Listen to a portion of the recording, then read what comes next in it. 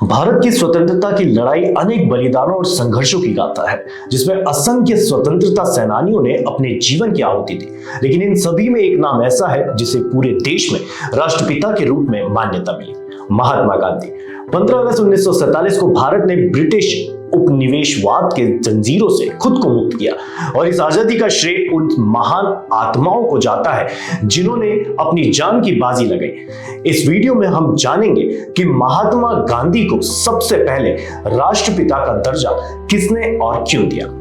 नमस्कार, मैं हूं भारत पंचवाल और स्वागत करता हूं आपका हमारे चैनल हिस्ट्री फॉर यू में। मोहनदास करमचंद गांधी का जन्म 2 अक्टूबर 1869 को गुजरात के पोरबंदर में हुआ था। एक सामान्य परिवार में जन्मे गांधी जी ने अपनी शिक्षा इंग्लैंड से पूरी की और फिर दक्षिण अफ्रीका में वकालत करने गए। लेकिन दक्षिण अफ्रीका में ही उनके जीवन का वह दौर शुरू हुआ जिसने उन्हें महात्मा बना दिया। वहां की नस्ल भेदी नीतियों के खिलाफ उन्होंने जो संघर्ष किया उसने उन्हें सत्य और अहिंसा के मार्ग पर चलने के लिए प्रेरित किया। गांधी जी का पहला सत्याग्रह 1917 में बिहार के चंपारण से शुरू हुआ। चंपारण के किसान अंग्रेजों द्वारा लागू किए गए नील खेती के कानून से परेशान थे और गांधी जी ने उनके संघर्ष को अपना समर्थन दिया। चंपारण सत्याग्रह की सफलता ने उन्हें भारतीय राजनीति में एक महत्वपूर्ण व्यक्ति बना दिया। इसके बाद से उन्होंने देश भर में अनेक आंदोलन का नेतृत्व किया, जिसमें 1920 का असहयोग आंदोलन, 1930 का दांडी मार्च और 1942 का भारत छोड़ो आंदोलन प्रमुख है।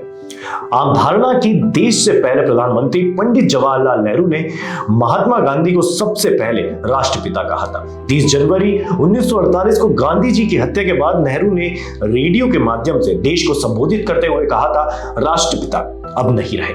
लेकिन सच्चाई यह है कि गांधी जी को सबसे पहले राष्ट्रपिता कहने का श्रेय नेताजी सुभाष चंद्र बोस को जाता है। सुभाष चंद्र बोस और महात्मा गांधी के बीच का रिश्ता एक खास तरह का था, जहां एक और गांधी जी अहिंसा के मार्ग पर चलकर स्वतंत्रता संग्राम को आगे बढ़ा रहे थे, वहीं दूसरी ओर सुभाष चंद्र बोस सशस्त्र संघर्ष के पक्षधर थे। दोनों के विचार अलग अलग थे, लेकिन देश की आजादी के प्रति उनका समर्पण एक समान था। 1939 में कांग्रेस के त्रिपुरी अधिवेशन में अध्यक्ष पद के चुनाव के दौरान गांधी जी और सुभाष चंद्र बोस के बीच मतभेद खुलकर सामने आए। गांधी जी पट्टाभी सीतारामैया अध्यक्ष बनाना चाहते थे, जबकि बोस खुद इस पद के दावेदार थे। चुनाव में बोस की जीत हुई, लेकिन इसके बाद कांग्रेस में विभाजन की स्थिति उत्पन्न हो गई।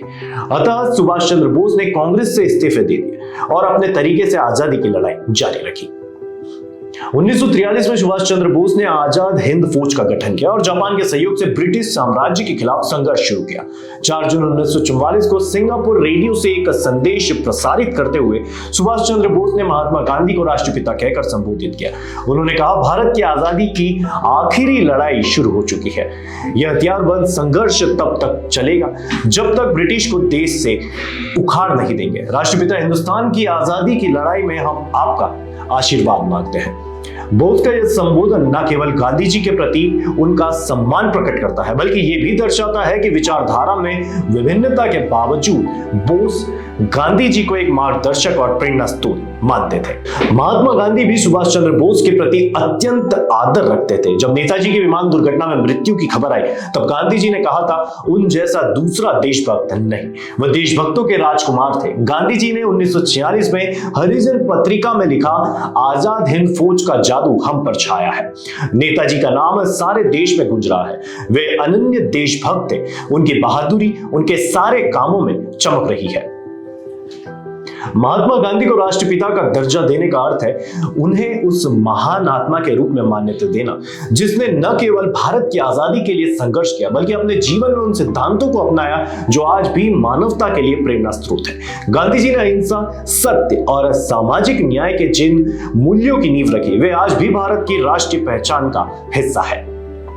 गांधी जी का जीवन और उनके विचार हमें सिखाते हैं कि स्वतंत्रता केवल बाहरी ताकतों से मुक्ति नहीं है, बल्कि यह आत्मनिर्भरता, आत्मसंयम और समाज के प्रति जिम्मेदारी का भी प्रतीक है। उनके नेतृत्व में चलाए गए आंदोलन न केवल भारत को आजादी दिलाने में सफल रहे, बल्कि उन्होंने दुनिया को भी यह संदेश दिया कि सबसे बड़े संघर्षों को भी अहिंसा और सत्य के माध्यम से जीता जा सकता है। महात्मा गांधी को राष्ट्रपिता का दर्जा सुभाष चंद्र बोस ने दिया और इस उपाधि ने गांधी जी की महत्वता को एक नए स्तर पर पहुंचा दिया। उनके आदर्शों और शिक्षाओं को समझना और उन्हें जीवन में अपनाना हर भारतीय की जिम्मेदारी है। आज जब हम स्वतंत्रता के 77 वर्षों का जश्न मना रहे हैं, यह आवश्यक है कि हम अपने राष्ट्रपिता के उस योगदान को याद करें जिसने हमें न केवल राजनीतिक स्वतंत्रता दिलाई बल्कि हमें नैतिक और सामाजिक रूप से भी स्वतंत्र बनने की प्रेरणा दी। गांधी जी के आदर्शों को आगे बढ़ाना और उनकी शिक्षा को जीवन में उतारना ही उनके प्रति हमारी सच्ची श्रद्धांजलि होगी। तो ये थी हमारी आज की वीडियो कैसी लगी आपको कमेंट करके जरूर बताएं। वीडियो को लाइक करें, शेयर करें और चैनल को सब्सक्राइब करना ना भूलें। धन्यवाद।